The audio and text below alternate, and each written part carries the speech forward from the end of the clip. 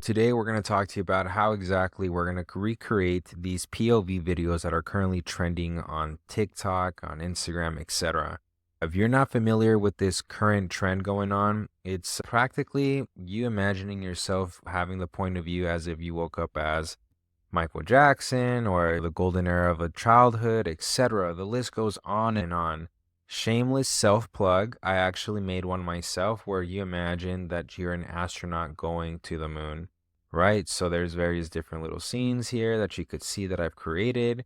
And I'm just happy to share the knowledge with you, especially after I discovered that there is this account that I'm not trying to hate on the guy's hustle, but they're trying to charge for something that honestly shouldn't be charged. And I hope, that what you get out of this video is something that you're going to have a lot of fun with. You save your money and you get started using these AI tools to make amazing content for yourself.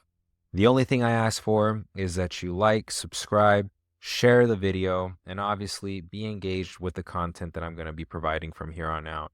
So to start off, this is exactly what I used, right? We're going to be using a lot of different type of AI tools. For example, we're going to use ChatGPT, we're going to use MidJourney, and we're going to use a video generating tool called Polo.ai, but we're going to focus on Kling itself. I like Polo.ai because the difference between subscribing to some video generating tools such as Kling is that you're limited to just one video generating model. And right here, you have a lot of different options. And I like that. This is why I currently have been messing around with Polo.ai. So to start off, when it comes to making these type of POV videos, what I want to share with you is that there's a beginning, a middle, and an end, right? So for example, let me just put the volume in here. If we review this video here, this starts off in the morning. It starts off like with different hours, right? It's progressing through the day. And that's what I want you to get familiar with, that your content, in order for it to stand out, it needs to have a storyboard. So what do I mean by that? I mean that you need to have AI create a POV that you want to see come to life and treat it like a story where it has a beginning, a middle, and an end. Because those are the basic things about stories in general, especially when it comes to stuff like this. And I think as you can see another example, I think this is a cool practice type of project so that you can be way more creative with your AI tools and learn one, prompt engineering, two, how to create stories online, and three, getting your idea out there and just having fun and posting it online for everyone else to follow. Now, mind you, this isn't something that you're going to do very quickly. This is going to take a while to create. Believe it or not, the technology is still not there yet to make this happen extremely fast. But I'm going to share with you exactly the type of prompts that you're going to be having to do on ChatGPT, and then we're going to work our way from ChatGPT all the way to Polo. Now, as you could see, I've already generated an example of what you're going to be seeing to save you the time of not having to spend with me to look at stuff being generated from scratch. So as you could see, I started off with telling it, give me 10 POV ideas of waking up in a human body or whatever the case may be. This is what I like to call the brainstorming idea, right? We see a POV of Shrek, of a Sim, of a Greek god. Think of it like you're the producer and you're trying to see the producer / director, and you're just trying to see pretty much the idea that catches your attention. And if you're not okay with these little ideas that are given to you by ChatGPT, hey, rerun the prompt until you are, because believe it or not, like I said, it's going to take time to make these ideas come to life. So it's better that you have something that you want to see. So once you select the prompt, once you say, hey, you know what? I like this idea. And I decided to try to recreate a POV video based on Homer as he wakes up in the 1920s. Let's say I go with that idea, right? What's the next step? Like I said, the next step is creating a story that has a beginning, a middle, and an end. And remember that when it comes to generating, these videos are going to last only about 10 seconds max. Think right over here. Yes. So we're looking at 5 to 10 seconds max. So we want this to be fast paced, fast. And we want this to not be too long because we're going to be wasting time. The technology is just not there yet to create full on short films about this. So as you could see right here, we dedicated 3 bullet points to create a beginning of what we want the story to come out to. In this case, we have Homer Simpson waking up in the 1920s. This is like the wake up call where he realizes that he's in a dimly lit apartment where alcohol is illegal. And you just, like I said, you're getting an idea of what the story is going to be like. That way, when it comes to generating the images on MidJourney, you know exactly what it means to make the emotions out of this text comes to life. So you see right here, we have the beginning, then we have the middle. You become a bootlegger. As you see, there's a storyboard going on, a progression going on, and then there's an ending, right? Like you're getting chased by Chief Wiggum and the feds.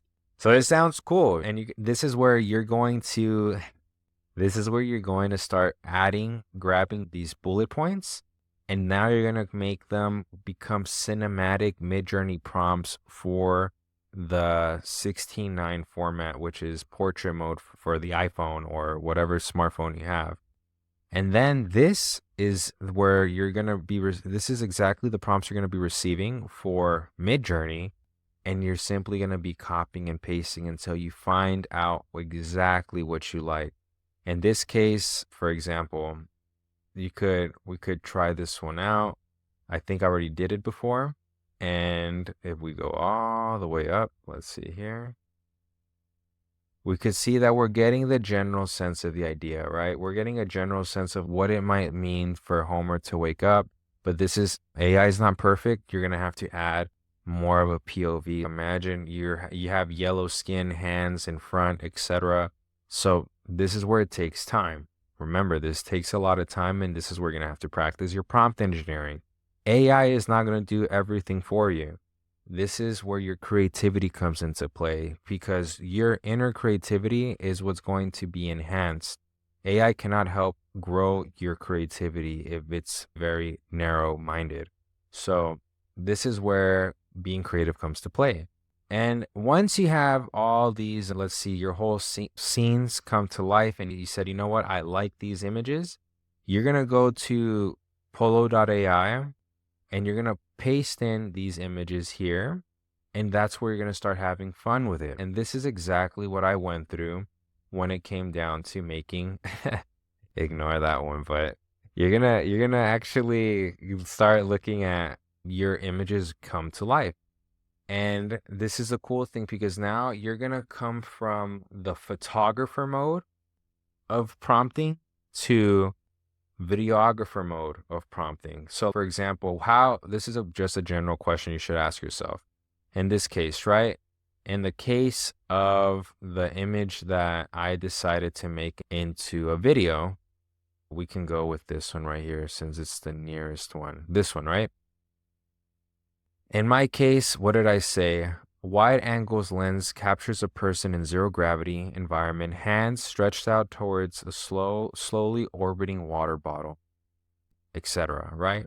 And remember, this is what I started off with. The water bottle was not spinning. The hands were already stretched, but what I imagined in my head is like if the person was floating in zero gravity and slowly getting closer to the water bottle as it's spinning. And remember, it's not going to be perfect in the beginning, but you have to have patience with it. In this case, for example, what I love about using Kling AI's model is that unlike other video generating models, Kling AI lowers the crappy videos that come out, because you could use a service like Runway, and Runway is going to be generating the most random crap you can imagine. And I feel like although Kling costs money, you're saving your time in the long run, and time is valuable because it does not come back. Like I said, you get these images, you put them in here to Polo.ai, or if you decide to go directly to Kling.ai, and you start having fun with it. You start having fun with it, and you start making these videos come to life. And once you have all the videos that you want to actually use, you just simply download them and you go to CapCut. Now you might be asking yourself, why CapCut? Why not something like DaVinci, etc.?